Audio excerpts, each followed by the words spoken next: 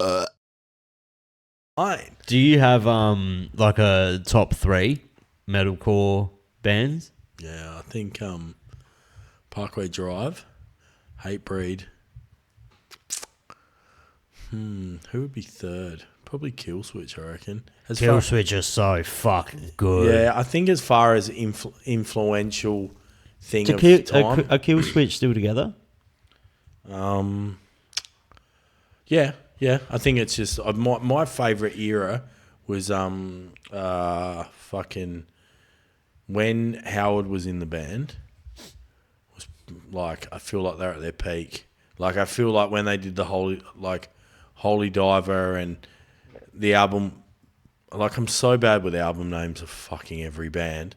But that era of like 2003, 4, 5 ish, they were just at the top. Like them and Hatebreed, but like probably Hatebreed a little bit earlier was just fucking.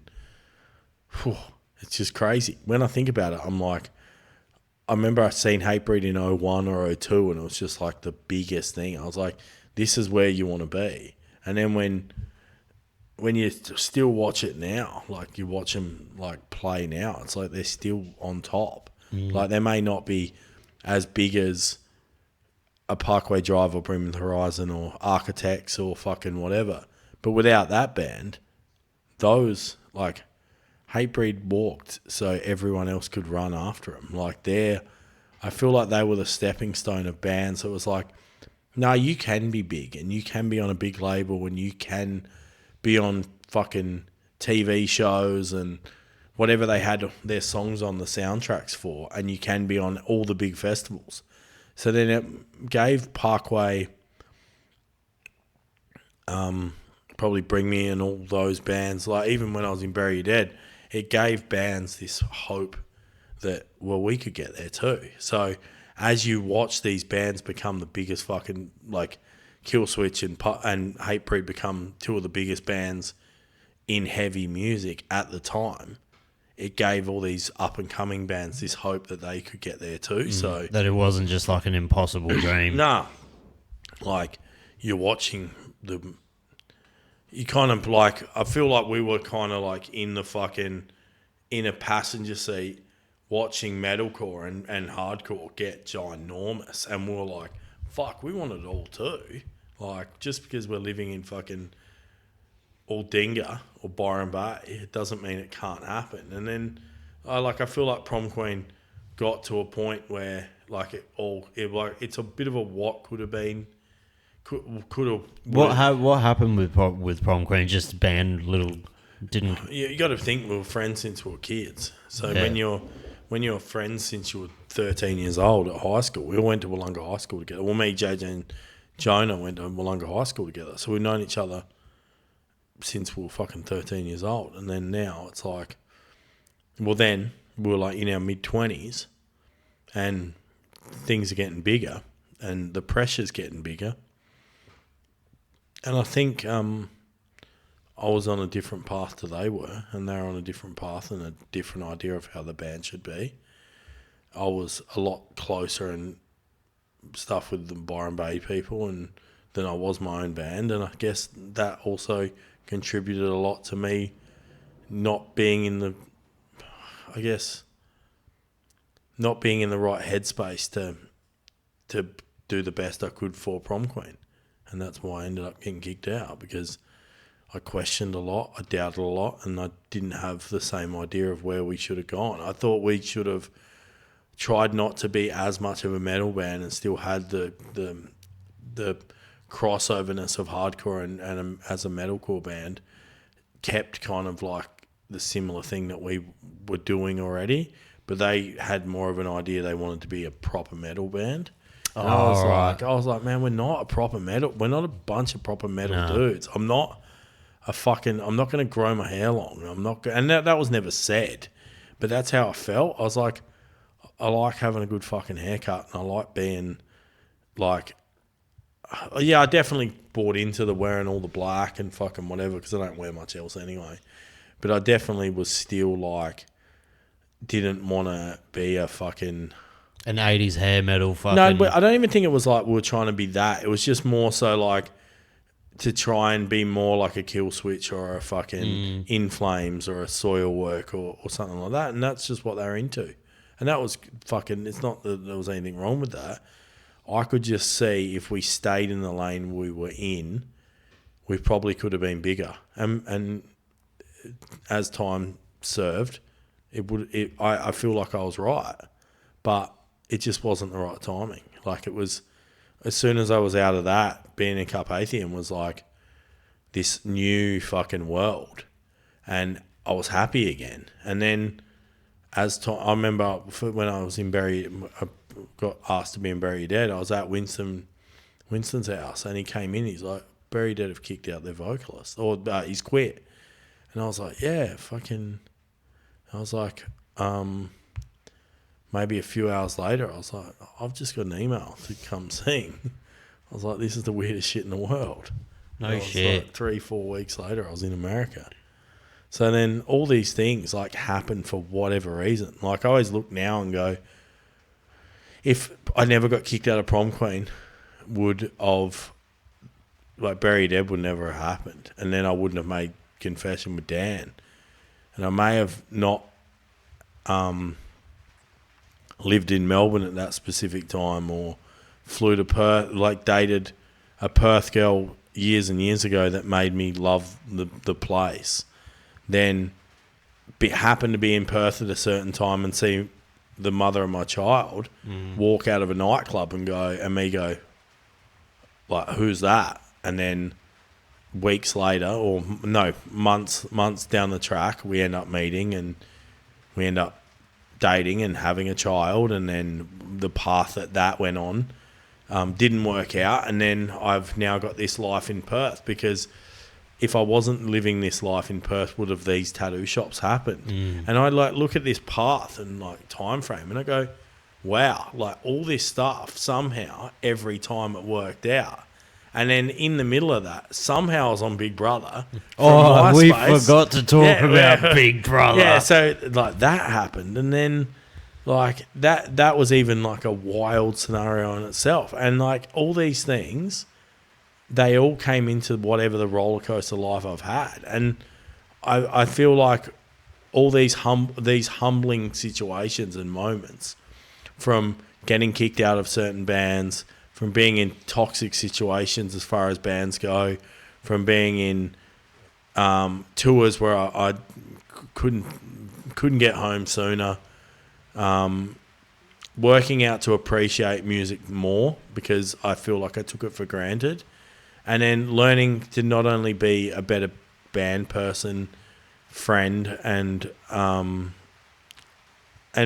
whatever else, just all of it carrying over to being, I guess, a good business person and a good boss, where I've dealt with everything from artists trying to commit suicide to them go through breakups, to go through loss of family members, to go through the loss of an artist that took their own life that was working in one of the shops. And then not only that, like lose friends around me that were in bands or in prom, like Sean was in Ike of the Prom Queen. And then all of these things that have happened have really humbled me. Then I've gone, well, I was probably a dickhead for a fucking good period of my life, and I was probably a cunt and whatever else. And then nowadays I'm like, all my whole thing is if I'm a good boss and a good fucking person to my workers, if I'm a good co-parenter with the mother of my child, if I'm a good person to my own partner, like my girlfriend, and if I'm a good dad to my child, then I've come a long fucking way from the bullshit that was just a band in the... the band person that was all I was consumed by. Because that's what happens. You get consumed on your own path by being in a band, and the ego gets the better of you. And that's just life. That's just music. When you get given, like say you get given when you're a kid $100, you're like, I'm rich. I'm fucking rich. I can buy everything. I'm excited.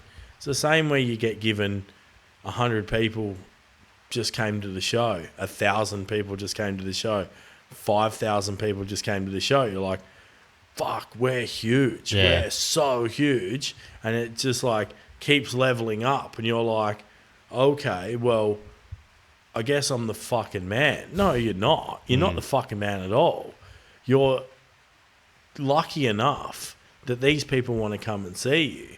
You shouldn't be looking at it like, I'm the fucking coolest. I'm the fucking... And like on an egotistical level, it should more have humbled me and gone, I'm so appreciative. That I'm grateful that these people know the words to my fucking songs. Yeah, I wrote this shit in my fucking bedroom at my mum's house, and these fucking people are singing every fucking word. Like, that's psycho. And there's still people to this day that sing every single fucking word. And I was always like, finish the show, I'm like, how much money did we sell in merch? How much this? How much with that? Did everyone have a good time? Did everyone have a good time? Like, and that's a fucked way to think. But nowadays it's like, I finish playing these shows, I'm like, that was fucking wild. Like, sick, we made some fucking money. I can go good home. Energy. Everyone's happy. Like, everyone goes home with money in their pocket.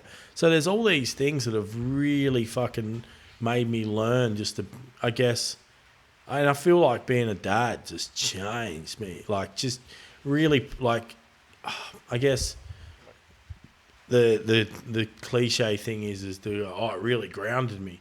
But like, it really did, because it's like was only ever worried about myself, and then now you like, get this little human. I'm like, well, what I do and what I provide and what the life I can give to her, and even like the world, like the fact we can travel like different parts of the world. Like, I've taken her to America, I've taken her to Europe, I've taken her to Fiji, like I've taken her across the country. We've gone to Byron Bay, like took her to Byron, go for breakfast with fucking Winston and his parents, and like we're like talking after, and then I was like, she's like, no, because she had a Parkway Drive jacket on that Jed gave her, and he goes, oh my god, I haven't seen that jacket for so long, and she's like, no idea who he is. Like, she's just like, this is just another one of Dad's fucking mates. This is just a normal bloke. This is just one of fucking Dad's dickhead mates. And then we leave, and I was like, oh, that's his band. And she goes, what band? And I was like, the band you got on. And she goes, I'm going to look it up on TikTok. And then there's like fucking fire and all this shit. And she's like, is that his band? And I was like, yeah. And then she's like, probably back to looking at Ice Spice. Like, you know, like she's like looking at all this stuff. But like these things is like, all these friends of mine have watched this child grow up because they like held her when she was a baby.